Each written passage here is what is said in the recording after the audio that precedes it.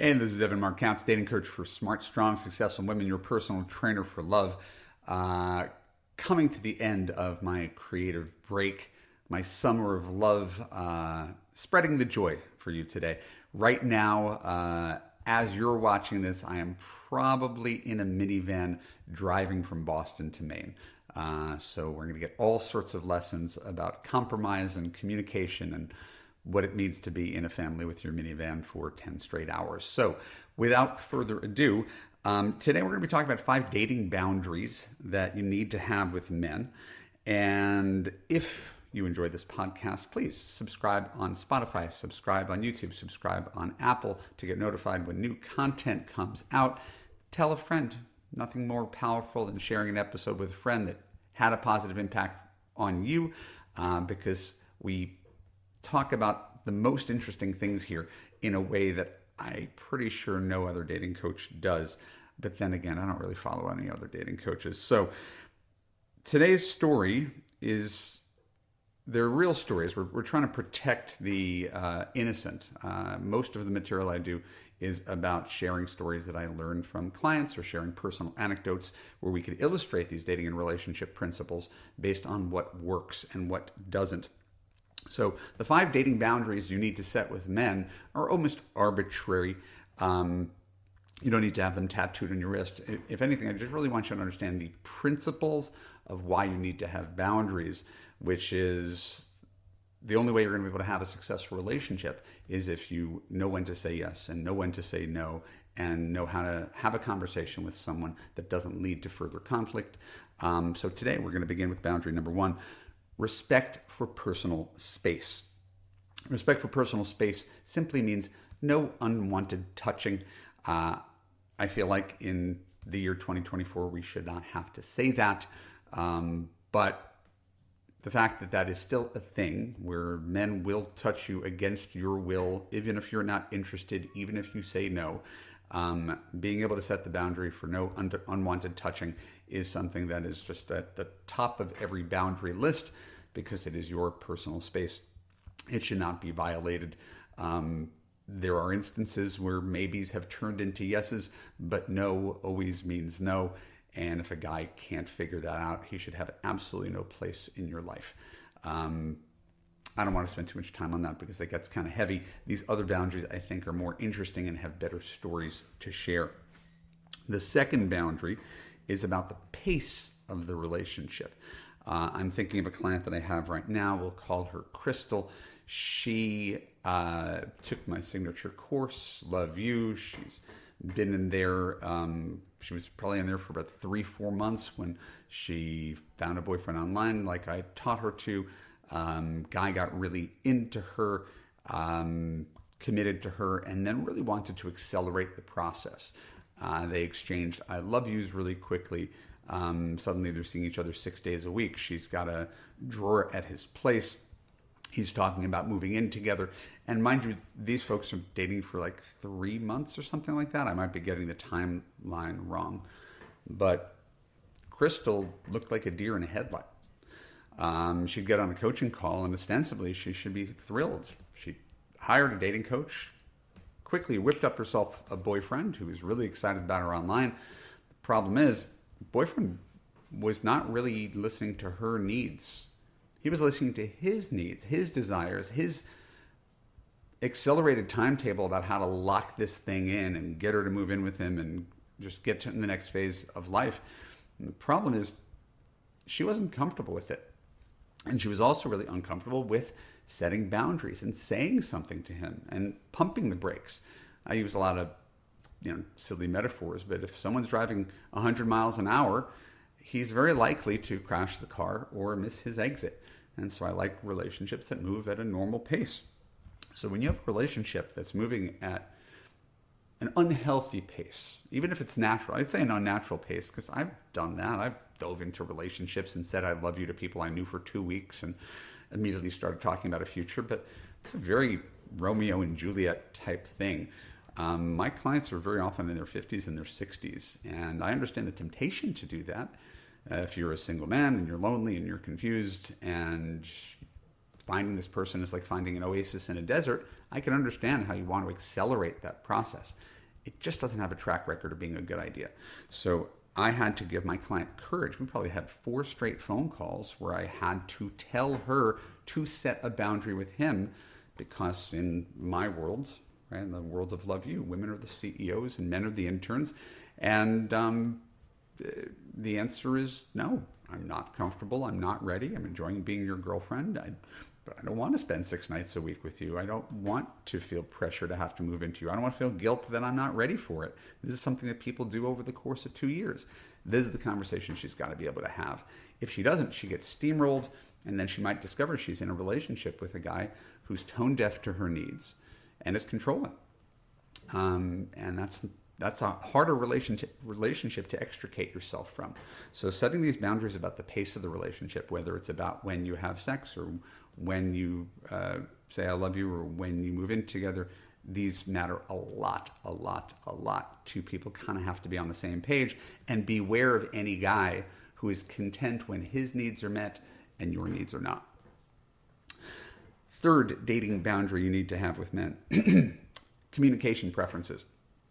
I think they change at different phases of the relationship. There's early phase dating when you're first getting to know each other. There's dating like when you're deciding whether you become a couple, and then there's within the relationship.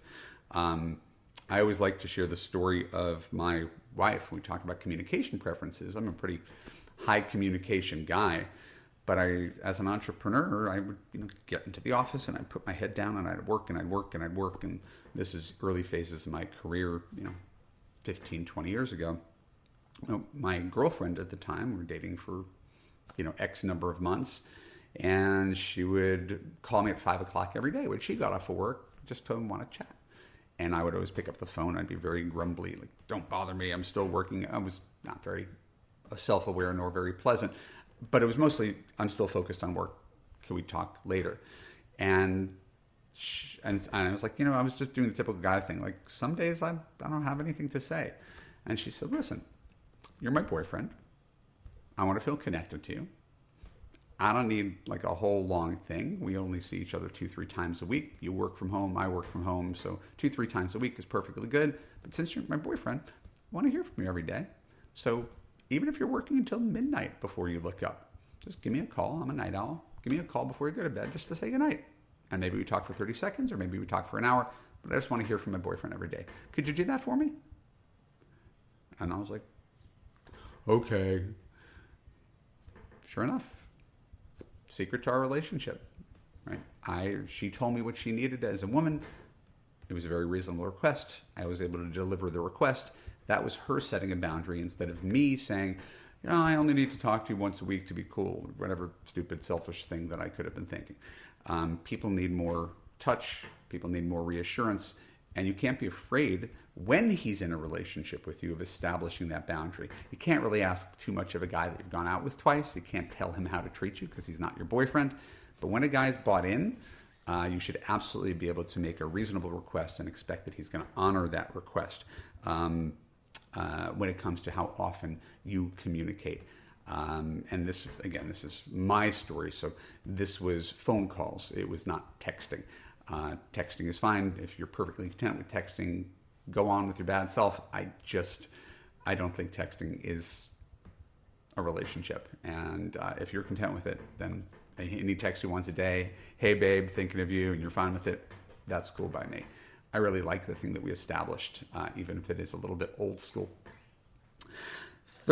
Fourth dating boundary you need to establish, your relationship status. And so this story comes courtesy of a client of mine who we'll call Stella. She did what most people do when they come to coaching. All the things they did before they came to coaching, the people listen to my stuff and then kind of discard the parts that they don't want to do. And in this case, she was sleeping with a guy who was not her boyfriend. Never recommend that. Happens all the time. No value judgment. But it is sort of anxiety producing when you are sleeping with a guy for 2 months and he seems like he's really into you, but you don't know your relationship status. Right? So, if you don't sleep with a guy until he's your boyfriend, you never have to worry about your relationship status. if you're one of the many, many people who do, you're going to have this conversation with someone eventually. And you can't be afraid of the conversation. This is the point. This is a boundary you need to have, right? My boundaries: don't sleep with a guy until he's your boyfriend.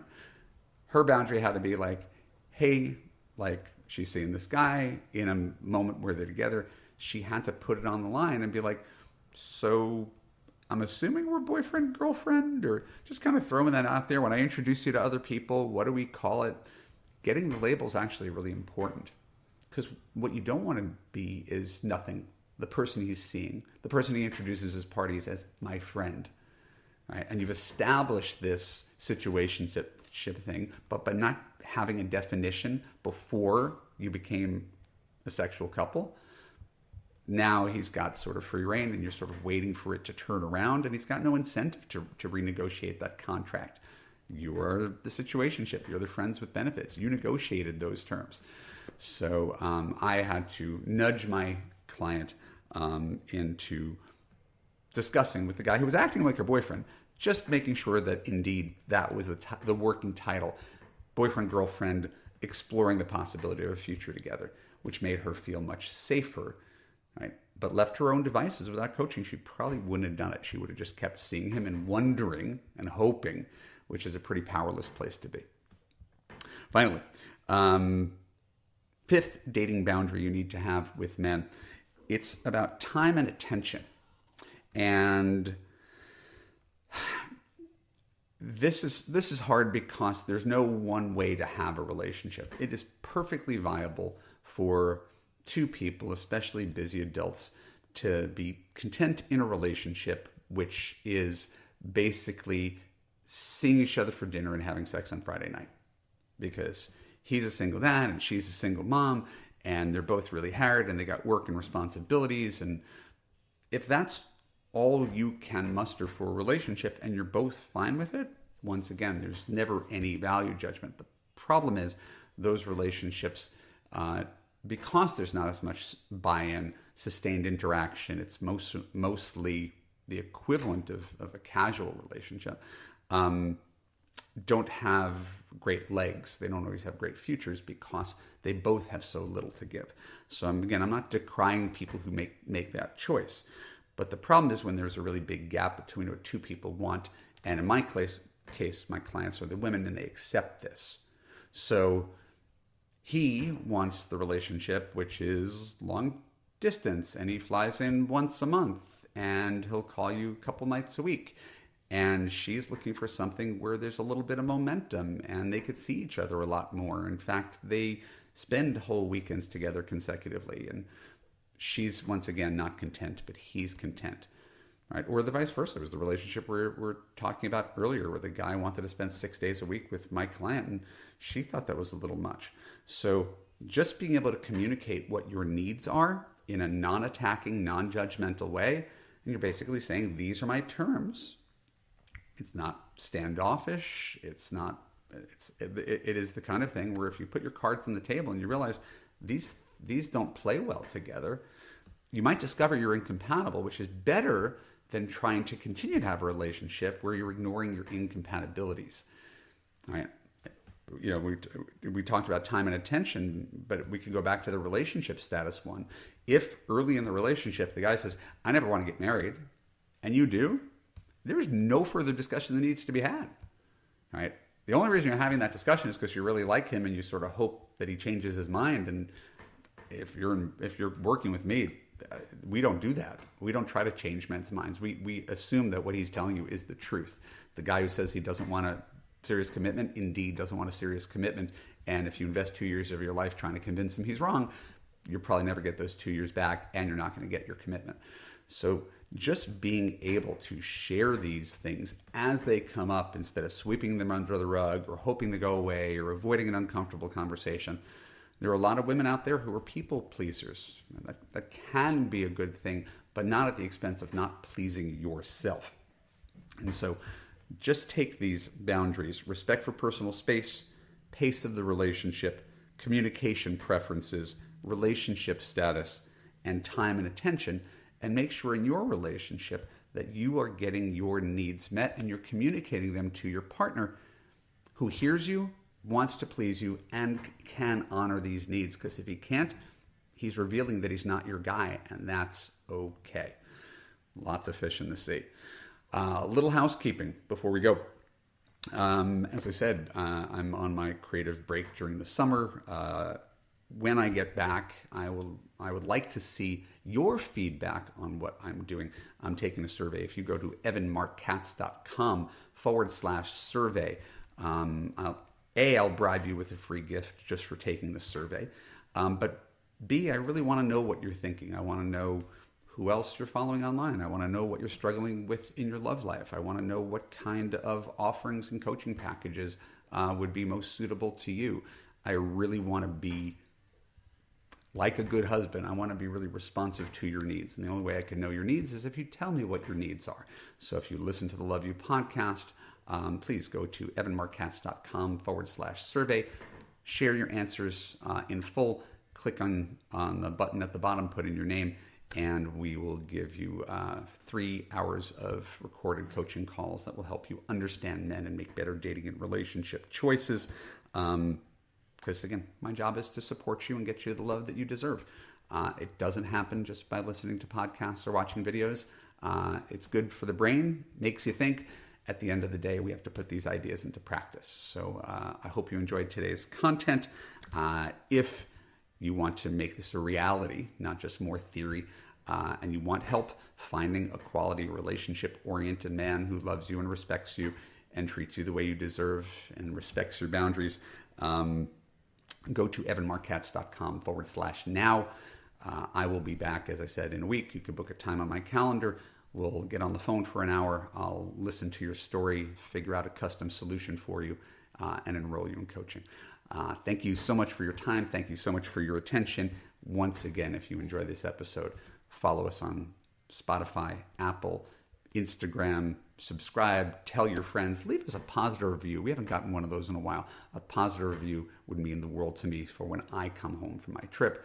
And I'll see you guys back here next week. Take care. Bye-bye.